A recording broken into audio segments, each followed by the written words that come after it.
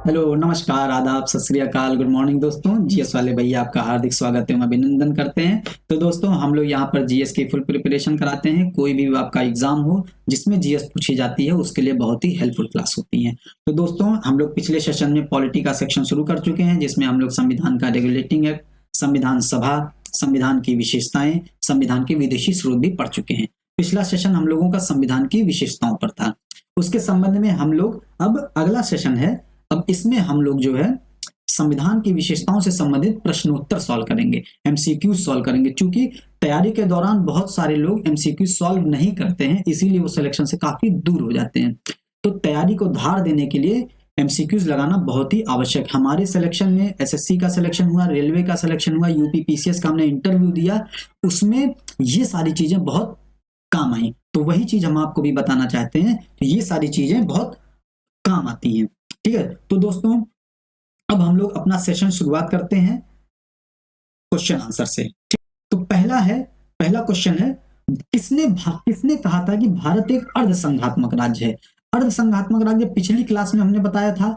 अर्धसंघात्मक राज्य, नाम ही आधा है तभी तो आधा बोला है कि नहीं? तो अर्धसंघात्मक केसी वियर है, याद हो जाएगा बड़ी आसानी से, है कि नहीं?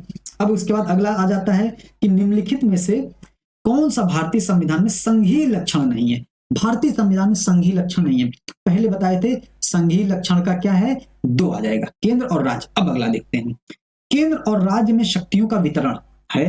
हम आपको आंसर बता देंगे ऐसे ही, आप लोग स्टॉप करिएगा और मन में सोचिएगा क्या आंसर होगा। ठीक, दिमाग नहीं लगा पाएंगे, तो आपका दिमाग लगाना बहुत जरूरी है। ठीक है, अब देखते हैं आगे। पूर्ण रूप से लिखित संविधान, मान सकते हैं। स्वतंत्र न्यायपालिका, सही बात है। संघीय लक्षण है स्वतंत्र और निष्पक्ष न्यायपालिका। एकीकृत लक्षण है एकीकृत न्यायपालिका। ठीक, तो ये सही है। दोहरी नागरिकता, अब कौन सा पूछ रहा है? भारतीय संविधान में तो दोहरी नागरिकता नहीं है, तो ये वाला स्टेटमेंट सही हो जाएगा। यदि ये पूछता संघीय लक्षण, तो संघीय लक्षण का प्रावधान है दोहरी नागरिकता, लेकिन भारतीय संघीय लक्षण का दोहरी नागरिकता विशेषता नहीं है, ये ध्यान दीजिएगा। ठीक है, ये डिफरेंस होता है और ये चीज प्रैक्टिस से आती है कि नहीं, एमसीक्यू सॉल्व करने से। यहीं पे सारा कंटेंट आपको मिलेगा, सारा with best quality content, free of cost. ठीक, अब देखिए अगला, भारत और ब्रिटेन की संसदीय प्रणाली किस रूप में समान है? भारत और ब्रिटेन में समान है, हम लोग पिछली क्लास में पढ़ चुके हैं किस रूप में समान है। अब अगला देखते हैं किस रूप में समान है। दोनों में गणतंत्रात्मक शासन प्रणाली है। भारत में तो है ना, इंग्लैंड में वहां का अध्यक्ष, राज्य का अध्यक्ष जनता के द्वारा निर्वाचित हो, नहीं, वहां तो ताज होता है, अनुवांशिक होता है, ये तो नहीं होगा। दोनों में लिखित संविधान है, भारत में तो है, इंग्लैंड में है, नहीं, ये भी नहीं होगा। दोनों में संघीय प्रणाली है, पढ़ चुके हैं, भारत में तो संघीय प्रणाली है लेकिन ब्रिटेन में एकात्मक प्रणाली है, नहीं होगा ये भी। दोनों में संविधान की सर्वोच्चता, भारत में तो संविधान की सर्वोच्चता है लेकिन इंग्लैंड में संसद की सर्वोच्चता है। बहुत बढ़िया, तो दोनों में संसदीय कार्यप्रणाली पाई जाती है। दोनों में संसदीय कार्यप्रणाली पाई जाती है, बिल्कुल हाँ, पाई जाती है कि नहीं? भारत में संसदीय प्रणाली ब्रिटेन से ही तो ली गई है, तो इसका आंसर ई हो जाएगा। ठीक है, क्या आंसर हो जाएगा? ई। ठीक, ध्यान देना है। अब देखिए, कौन सा अध्यक्षात्मक शासन प्रणाली की विशेषता नहीं है? अध्यक्षात्मक, अमेरिका, जैसे अध्यक्षात्मक आए मन में अमेरिका आ जाए। तो शक्तियों का कठोर पृथक्करण अमेरिका में है कि नहीं? कार्यपालिका, न्यायपालिका, विधायिका, अवरोध एवं संतुलन। देखो अगला क्वेश्चन, अवरोध और संतुलन पर ये भी है। एकल कार्यपालिका, एक ही कार्यपालिका है वहां पर, है कि नहीं? है। मंत्रियों का दोहरा दायित्व, जब भैया एकल कार्यपालिका है तो दोहरा दायित्व कहां से होगा? एकल दायित्व होता है कि नहीं? केवल राष्ट्रपति के प्रति उसका दायित्व होता है, तो ये ऑप्शन सही हो जाएगा। कौन सा नहीं पूछा है ना, तो ये वाला ऑप्शन है ही नहीं, ये वाला विशेषता है ही नहीं। अब अगला हम लोग देख लेते हैं, संसदीय प्रणाली का लक्षण नहीं है। कौन सा संसदीय प्रणाली का लक्षण नहीं है? मंत्रियों या सरकार का अस्थिर कार्यकाल अस्थिर कार्यकाल होता है, क्योंकि राजनीतिक कार्यपालिका होती है, कभी भी अविश्वास प्रस्ताव लाया जा सकता है, तो होती है, अस्थिर होती है, तो ये स्टेटमेंट नहीं होगा क्योंकि नहीं पूछा है। मंत्रियों की नियुक्ति के संबंध में सीमाएं व योग्यताएं होता है, राज्यसभा के लिए 30, लोकसभा के लिए 25, तो सीमाएं व योग्यताएं हो गई, है कि नहीं? दोहरी कार्यपालिका संसदीय शासन प्रणाली की विशेषता है। मंत्रियों का एकल उत्तरदायित्व, क्या मंत्रियों का एकल उत्तरदायित्व होता है?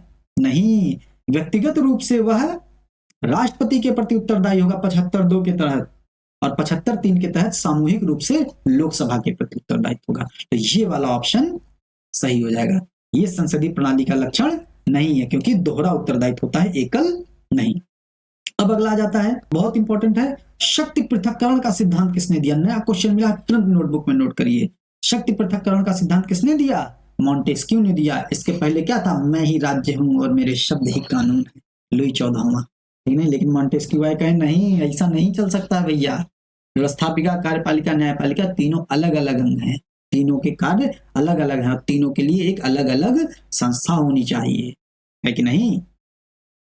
ये मॉन्टेस्क्यू ने दिया है। ठीक, अब संसदीय शासन प्रणाली की सर्वप्रथम किस देश में विकसित हुई? संसदीय शासन प्रणाली कहाँ विकसित हुई? सबसे पहले ब्रिटेन में विकसित हुई, पता ही होगा ये तो।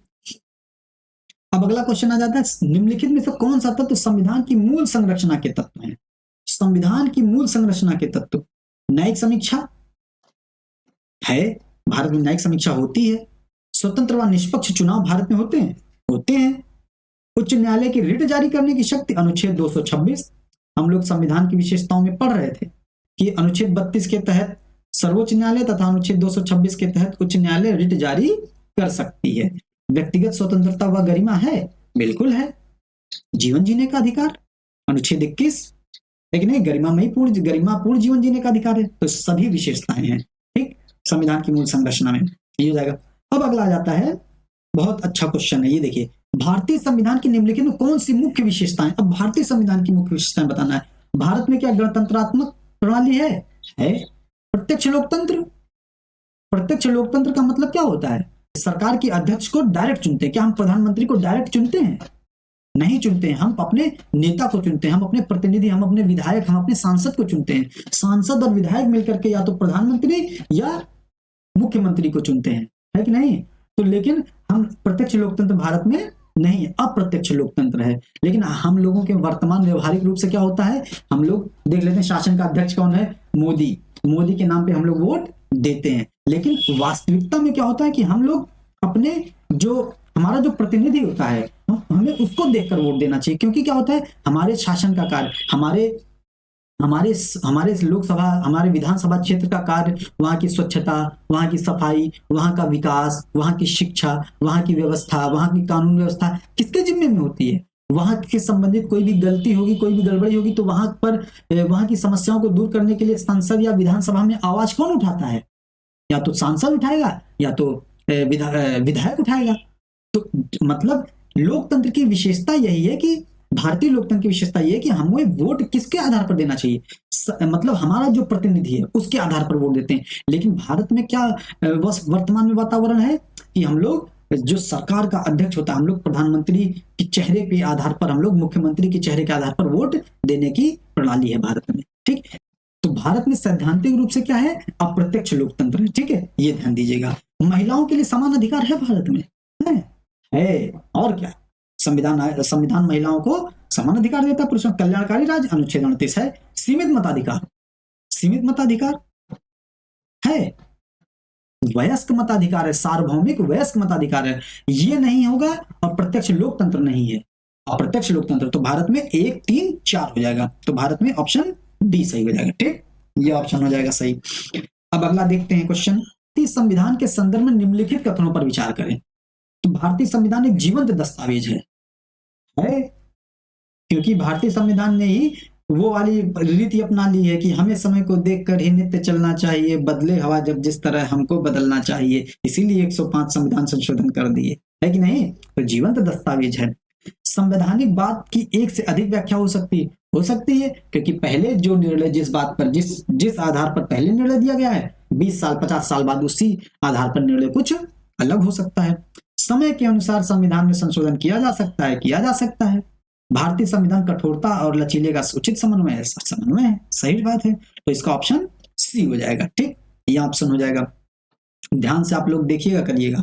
अब देखिए, संघीय प्रणाली कौन सा लक्षण भारतीय राजनीतिक प्रणाली नहीं पाया जाता है? संघीय, जहां पर 2 संघ और राज्य में संविधान, संघ और राज्य में विभिन्नता आ जाएगी, संघीय में भी संबंध आ जाएगा। ठीक है, ये देखते हैं। तो संविधान की सर्वोच्चता है, संविधान की व्याख्या न्यायपालिका का प्राधिकार है, संघ और राज्य के बीच शक्तियों का वितरण है। दोहरी नागरिकता है, नहीं है। दोहरी नागरिकता और दोहरा संविधान भारत में नहीं है, जो कि ये संघात्मक शासन प्रणाली का लक्षण है। ठीक, ये ध्यान देना है। अब देखो, अब भारतीय राजनीतिक प्रणाली के संदर्भ में निम्नलिखित कथनों पर विचार करें। ठीक, तो विचार करने की बात है संविधान की सर्वोच्चता। क्या भारत में संविधान की सर्वोच्चता है? भारत में पूर्णतया ब्रिटिश संसदीय प्रणाली को अपनाया गया है। क्या जो ब्रिटिश संसदीय प्रणाली भारत में है, क्या पूर्णतया अपनाया गया है? क्या भारत का ताज, भारत का राष्ट्रपति वहां के ताज के समान है? क्या भारत में संविधान की सर्वोच्चता है? क्या वहां पर संविधान की सर्वोच्चता है? नहीं है। क्या भारत में जो है मंत्री जो होता है वो लोकसभा का सदस्य और राज्यसभा का किसी का भी सदस्य हो सकता है? क्या ब्रिटेन में है? नहीं है। तो पूर्णतया ब्रिटिश संसदीय प्रणाली भारत में नहीं अपनाई गई है। भारत में शासन की संसदीय प्रणाली को अपनाया गया है, अपनाया गया है। तो 1 और 3 इसका सही हो जाएगा। 1 और 3 किस ऑप्शन में है? सी ऑप्शन में है। ऐसे हम लोग सही कर लेंगे इसको। ठीक, अब अगला क्वेश्चन देखते हैं। कौन सा लक्षण भारत की संघीय व्यवस्था में पाया जाता है? संघीय व्यवस्था में कौन सा नहीं पाया जाता है? दोहरा संविधान और दोहरी नागरिकता। तो ये देख लेंगे, है कि नहीं, कौन सा पाया जाता है। शक्तियों का पृथक्करण, भाई राज्य और संघ में शक्तियों का पृथक्करण है। संविधान की सर्वोच्चता है। 2 सदन, संघ और राज्य में 2 बात, 2 आ जाएगा है। राज्यपाल की नियुक्ति जो है क्या है? जब हम लोग देखते हैं आपातकाल के दौरान या किसी अन्य परिस्थितियों के दौरान राज्यपाल जो होता है वो केंद्र के प्रतिनिधि के रूप में कार्य करने लगता है। मतलब एकात्मक प्रणाली का लक्षण हो गया ये राज्यपाल की नियुक्ति। इसीलिए तो राज्यपाल से संबंधित तमाम विवाद हम लोग देखते हैं। तो राज्यपाल की नियुक्ति संघीय नहीं, एकात्मक प्रणाली का लक्षण है। ठीक, तो ये नहीं होगा। एकीकृत न्यायपालिका, अभी बताए थे संघीय व्यवस्था में न्यायपालिका कैसी होती है? स्वतंत्र व निष्पक्ष होती है। एकीकृत न्यायपालिका किसका लक्षण है? एकात्मक संविधान का। ये ध्यान दीजिएगा। तो 4 और 5 नहीं होगा, तो कौन सा हो जाएगा? 1 2 3 हो जाएगा। ठीक, ये हो जाएगा, ये ध्यान दीजिएगा। अब अगला क्वेश्चन आ जाता है, कौन सा भारतीय संविधान के संबंध में एकात्मक लक्षण को परिलक्षित नहीं करता? पूरा प्रश्न हमेशा ध्यान से पढ़िए। एकात्मक लक्षण नहीं है भारतीय संविधान में। एकल नागरिकता, ये तो है। स्वतंत्र न्यायपालिका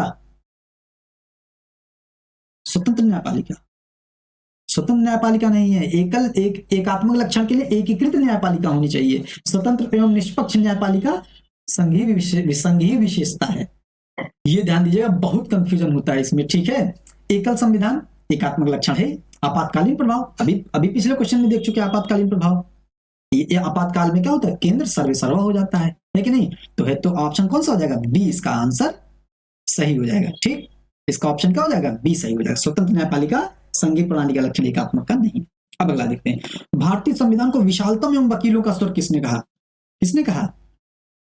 Ivor Jennings, Granville Austin, Ivor Jennings ने कहा है। ठीक है, अब यहीं से देखिए, मॉरिस जोन्स समझौते वाला संघ, ग्रेनविल ऑस्टिन सहकारी संघवाद, केसी वियर नाम में याद आए तो अर्ध संघ का है। कितनी आसानी से याद हो गया भाई। इसी में हम लोग 3-3 4-4 साल जूझे रहते हैं, नहीं याद होता।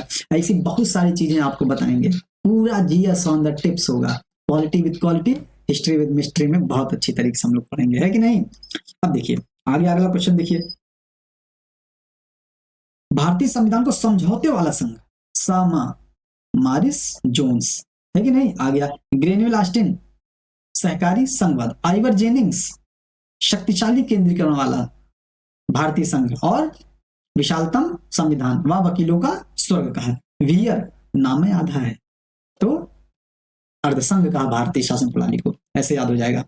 अब देखिए अगला, सहकारी संघवाद, ग्रेनविल ऑस्टिन, है कि नहीं? मॉरिस जोन्स समझौते वाला संघ, आइवर जेनिंग्स शक्तिशाली केंद्रीकरण वाला संघ, और वकीलों का स्वर्ग विशालतम संविधान। वियर नाम में आधा है, क्या हो गया? अर्धसंघ। अब अगला क्वेश्चन देखिए, शक्तिशाली केंद्रीकरण की प्रकृति वाला संघ किसने कहा?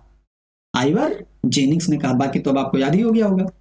अब देखिए अगला क्वेश्चन आ जाता है, विश्व का सबसे लिखित संविधान किस देश का है? लिखित संविधान, सबसे बड़ा लिखित संविधान तो भारत का है। सबसे पहला पूछता तो अमेरिका का हो जाता। अब देखिए, विश्व का सबसे छोटा लिखित संविधान किसका है? सबसे छोटा अमेरिका का संविधान है। ठीक, यहां से ध्यान दे लेंगे। अब अगला है, भारत की वैध प्रभुसत्ता किसमें निहित है? जब 26 नवंबर 1949 को संविधान सभा ने भारतीय संविधान को अंगीकृत, अधिनियमित और आत्मर्पित किया था, तो किसने किया था? तो भारत की वैध प्रभुसत्ता किसमें निहित है? संविधान में निहित है। ठीक, ये आंसर हो जाएगा। ठीक है, अब देखिए, जो अभी हमने बोला अंगीकृत, अधिनियमित और आत्मर्पित, शब्द का क्रम ध्यान रखिएगा, पूछ लेता है, क्रम भी पूछ सकता है। ठीक है, ये भी तो ध्यान दीजिएगा। कई बार बोल चुके, 20 बार अभी तक बोल चुके होंगे इतने से छोटे से लेक्चर में, अभी तक आने वाले सेशन मतलब पिछले सेशंस में, तो ये चीजों का ध्यान रखिएगा। तो दोस्तों हम लोगों ने इससे संदर्भ में 20 क्वेश्चन कर चुके हैं। अब ये मत कहिएगा कि बहुत वन लाइनर और बहुत सारे क्वेश्चंस, क्योंकि ये टॉपिक ही छोटा है, तो इस संदर्भ में हम लोगों ने 20 क्वेश्चन किए हैं, और इस टॉपिक से क्वेश्चन पूछा जाएगा तो इससे बाहर क्वेश्चंस नहीं जाएंगे, क्योंकि हमने पूरा इसका 360 डिग्री कवर कर लिया है। तो दोस्तों सेशन पसंद आया जरूर होगा, तो लाइक कीजिएगा, शेयर कीजिएगा, सब्सक्राइब कीजिएगा। ऐसे ही आपको बहुत रोचक तरीके से पढ़ाते रहेंगे, बहुत छोटी छोटी ट्रिक्स, बहुत छोटे छोटे तरीके बताते रहेंगे कैसे चीजों को याद किया जाए। ठीक है, तो ऐसे पूरी जीएस आपको बहुत अच्छी तरीके से याद हो जाएगी, एग्जाम में आप अपने आप को बेहतर एग्जीक्यूट कर पाएंगे। तो दोस्तों इसी के साथ जो है सेशन को समाप्त किया जाता है। जय हिंद, जय भारत।